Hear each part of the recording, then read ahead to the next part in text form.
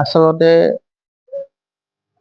ডাক সেৱা জনসেৱা আমি ডাক সেৱা কৰি পেলাই যিটো আমাৰ ডাক ব্যৱস্থা সেই ব্যৱস্থা আমি জনসেৱা হিচাপে লৈছিলোঁ আৰু সেই মৰ্মে যোৱা 2024-25 বৰ্ষত বিত্তীয় বৰ্ষত মই ডিপাৰ্টমেণ্টেল কেটেগৰীত সমগ্ৰ ভাৰতবৰ্ষৰ ভিতৰত তৃতীয় স্থান অধিকাৰ কৰিবলৈ সক্ষম হৈছিলোঁ। এই ক্ষেত্ৰত সেইদিনা আমাৰ গুৱাহাটী ডাক সংমণ্ডলৰ জ্যেষ্ঠ অধীক্ষক মৃত্যুঞ্জয় চৌধুৰী ছাৰ, আমাৰ মতিলাল ছাৰ পাপুলাল মীনা ছাৰ আৰু ত্ৰিদীপ গোস্বামী ছাৰহঁতে আমাৰ কমলপুৰ জনপ্ৰিয় সংঘত আনুষ্ঠানিকভাৱে সম্বৰ্ধনা জ্ঞাপন কৰিছিলে। মই নথৈ আনন্দিত আৰু মই চেষ্টা কৰিম যাতে আপোনালোকৰ সহযোগত অনাগত দিনত ডাক সেৱা কৰি যাব পাৰোঁ আৰু সকলোকে শক্তি দিয়ক, মোকো ভগৱানে সুস্বাস্থ্যৰ অধিকাৰী কৰক।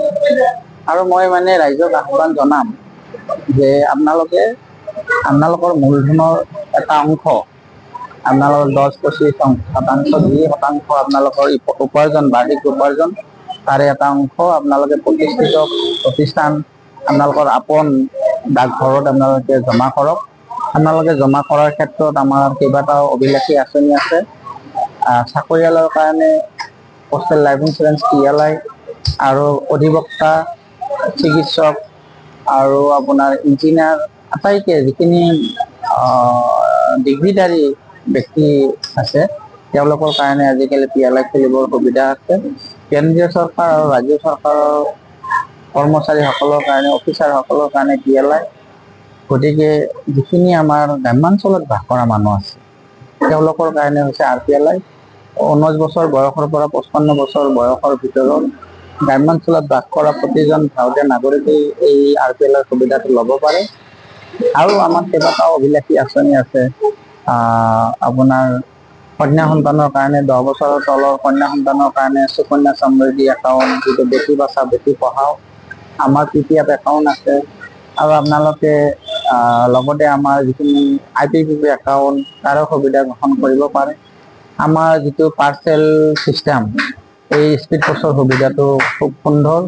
আপোনালোকে যিকোনো বস্তু যদি ডেষ্টিনেশ্যন এড্ৰেছত পঠাব বিচাৰে আপোনালোকে আমাৰ স্পীড পোষ্টৰ সুবিধাটো ল'ব পাৰে।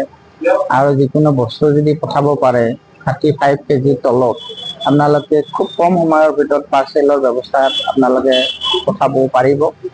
আৰু যিখিনি আমাৰ সুবিধা, আমাৰ মানে কি ভাৰতবৰ্ষৰ যিমান স্কিমবিলাক আছে তাৰে ভিতৰত পোষ্টেলৰ যি PLIৰ কথা কৈছোঁ, PLI RPLI, আমাৰ বনাছ ৰেটটো আটাইতকৈ বেছি।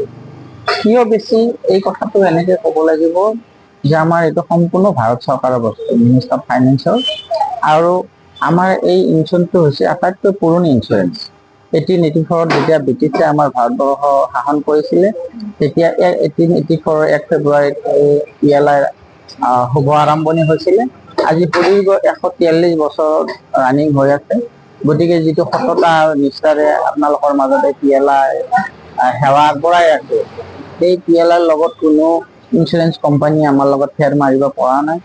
আৰু আমাৰ সম্পূৰ্ণ এইটো মিনিষ্ট্ৰী অফ ফাইনেন্সৰ যিহেতু, আৰু বাকী ইঞ্চুৰেঞ্চবিলাক হৈছে IRDৰ আণ্ডাৰত। গতিকে আমি যিটো সেৱা কৰাৰ কাৰণে আগবাঢ়ি আহিছোঁ, আপোনালোকে আমাৰ ইয়াতে পইচা জমা কৰক, আপোনাৰ জীৱন সুৰক্ষিত কৰক। নিৰাপত্তাৰ কাৰণে, নিজৰ চিকিউৰিটিৰ কাৰণে এটা অংশ আপোনালোকে পোষ্ট অফিচত জমা কৰক। আপোনালোকে যিখিনি সুবিধা সেইখিনি আপোনালোকে লাভ কৰক। গতিকে PLI RPLI এতিয়া বৰ্তমান ভাৰতবৰ্ষৰ এতিয়া আমি 2022লৈকে আমাৰ প্ৰায় 50 লাখৰো অধিক মানে আমাৰ PLI কাষ্টমাৰ হৈছে। এতিয়া বৰ্তমানলৈকে যথেষ্ট আৰু ওপৰলৈ গুচি গৈছে। এতিয়া সকলোৰে মুখে মুখে আমাৰ PLI যিটো ব্ৰেণ্ড, সকলোৱে মানে ইঞ্চুৰেঞ্চ বুলি ক'লে PLI আৰু RPLI মানুহৰ মুখে মুখে। গতিকে আপোনালোকে মোৰ ফোন নম্বৰটো আপোনালোকে যদি বিচাৰে আপোনালোকে লৈ ল'ব। আপোনালোকে যেতিয়াই মোক বিচাৰিব আপোনালোকৰ ঘৰত গৈ পেলাই আপোনালোকৰ এই সুবিধাটো মই প্ৰদান কৰিম। আৰু অৱশেষত মই আমাৰ যিটো ডাক সংমণ্ডলৰ আমাৰ জ্যেষ্ঠ অধীক্ষক মৃত্যুঞ্জয় চৌধুৰী ছাৰক আমি ধন্যবাদ জ্ঞাপন কৰিছোঁ। তেখেতৰ যিটো বলিষ্ঠ অৱদান, তেখেতে যিটো ইনিচিয়েটিভ লৈছে আমাৰ এই স্কিমবিলাক ইমপ্লিমেশ্যনৰ কৰাৰ কাৰণে তেওঁক সঁচাকৈ আমি ধন্যবাদ জ্ঞাপন কৰিব লাগিব।